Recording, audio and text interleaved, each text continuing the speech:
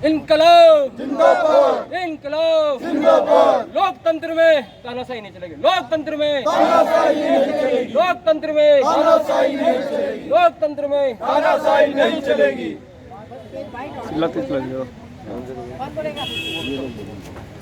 साथियों नमस्कार, मैं प्रयाग न्यूज़ के लिए सूरज कुकरेती और दैनिक संविदा आउटसोर्स कर्मचारी संघ वन विभाग उत्तराखंड के कर्मचारियों का जिन्हें रोजगार से बेरोजगार कर दिया गया है और इनका कार्य बहिष्कार का एक पूरा वो है।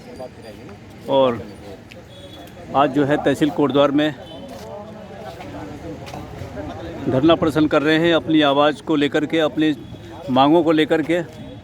और लगातार जो आउटसोर्सिंग से जो भी कर्मचारी राज्य में तमाम विभागों में उन्हें भर्ती किया गया है, उन्हें इस तरह से जो है बाहर का रास्ता दिखाया जा रहा है और इससे लोगों में काफ़ी आक्रोश है। और उत्तराखंड सरकार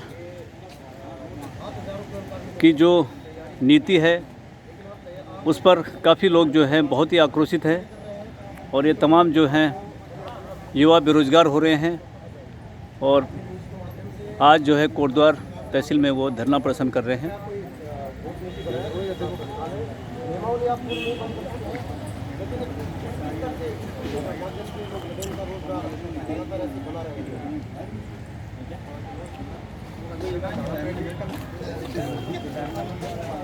और इनके जो अगुवाई कर रहे हैं जो आंदोलन का, आपका शुभ नाम? मेरा नाम चंद्र प्रकाश। तो ये चंद्र प्रकाश जी, आज जो है ये राज्य में कितने लोगों को इन्होंने जो आउटसोर्सिंग से लगे थे इन्हें कितने लोगों को बाहर किया है?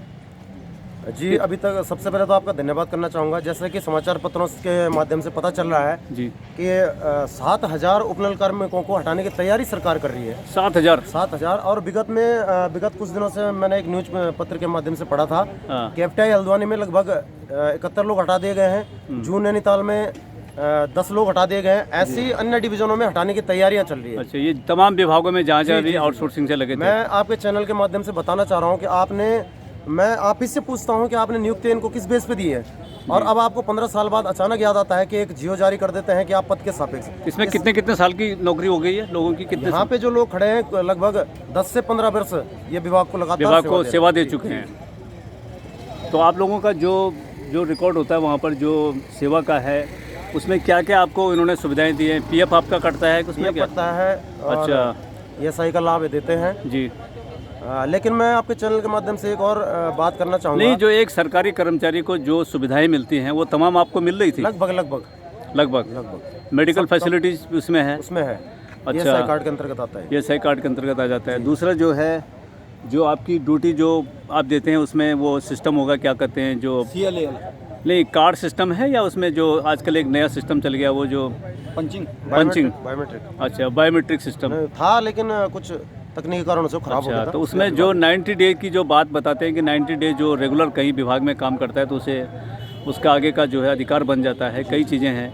तो ये आप लोगों ने इसमें कानूनी प्रक्रिया की तरफ भी कुछ ध्यान दिया है कि कैसे हम जो है अपनी लड़ाई को आगे लड़ेंगे, इस तरह से लीगल एडवाइजिंग या जो इस तरह से, मतलब क्या है उसमें? लगभग अन्य प्रभाग इसमें कार्य भी कर रहे हैं। सनी है। अच्छा, कोई माननीय न्यायालय का दरवाजा खटखटा रहा है।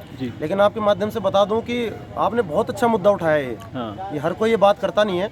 मैं आपके चैनल के माध्यम से बताना चाहूँगा कि परसों हम अभी विगत कुछ दिन पूर्व हम PCF कार्यालय गए, जहाँ पे हमें पता चलता है कि आप कौन है जी। आपके प्रभाग स्तर से तो आपका रिकॉर्ड आता ही नहीं है जी। वह हम शासन को दे तो दे क्या? नहीं, कहीं ना कहीं ये नहीं, आप अगर कहीं विभाग में कर रहे हैं या किसी अगर प्राइवेट सेक्टर में भी काम कर रहे हैं तो आपका वहाँ पे रिकॉर्ड होना चाहिए जी। ताकि कल अगर कोई घटना हो जाए, कोई आकस्मिक घटना हो जाए तो उसका एक कर्मचारी, उस दुकान का कर्मचारी होने के नाते आपके परिजनों को उसका कुछ लाभ मिले। क्योंकि हमारे जो है कानून के तहत, संविधान के तहत ये भी अधिकार हैं, अगर कोई प्राइवेट दुकान में भी काम करता है, अगर कोई अचानक उसका कोई एक्सीडेंट या कोई घटना हो जाती है तो उस दुकानदार को, उस आदमी के परिवार को राहत प्रदान करना पड़ेगा जी। ये कानूनी प्रक्रिया है जी। चाहे वो वहाँ पे एक कर्मचारी के तौर पे ही काम क्यों नहीं कर रहा है या एक दैनिक कर्मचारी क्यों नहीं है। तो इस तरह से मतलब आप विभाग में काम कर रहे हैं तो विभाग के तहत जो है आपके क्या अधिकार बनते हैं, आपको आगे उसमें किस तरह से परमानेंट की या रेगुलर करने का क्या प्राविधान है, तो वो तमाम जो जुडिशियल एक प्रक्रिया है।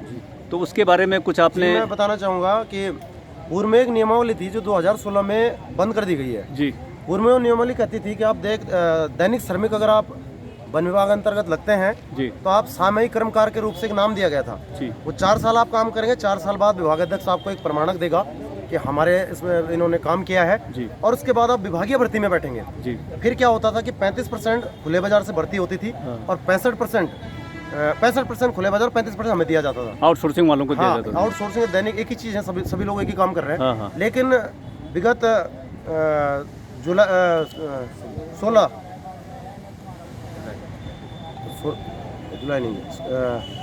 17-16 में ये नियमावली खारिज कर दी खारिज कर दी गई। गई। उसके बाद ना तो कोई रिकॉर्ड है और आगे की कोई ठोस नीति है ही नहीं। ये इन्होंने जानबूझ करके ऐसा कर दिया कि ताकि क्लेम ना कर सकें। जी जी जी।